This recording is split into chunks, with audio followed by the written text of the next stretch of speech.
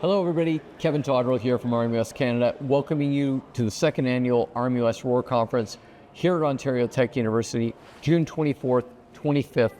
Very excited today to announce our partnership with the Durham Regional Police for the public safety stream. This is going to include seminars, technology, sharing stories about the actual implementation of remotely operated technologies by public safety agencies. So I have Rob Williamson with us from the Durham Regional Police.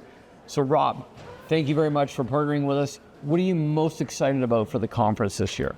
I'm super excited about meeting all the police officers that are going to be here and learning about what they're doing back at their own police services and talking and discussing with them how we can change and enhance our own programs to create a better program, not just for myself, but for everyone.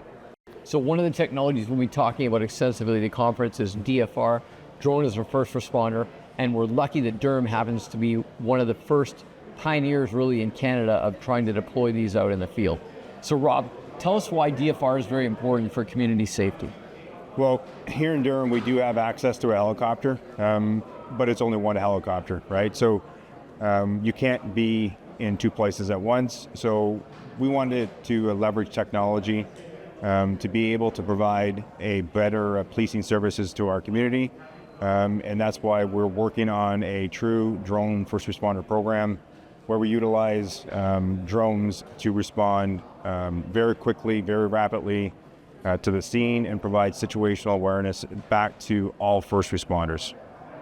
So a great opportunity for all departments to see how this is being implemented, learn from people that are doing it now, and that's part of the spirit of collaboration at the conference. So we're very excited. We hope to see you there June 24th, 25th.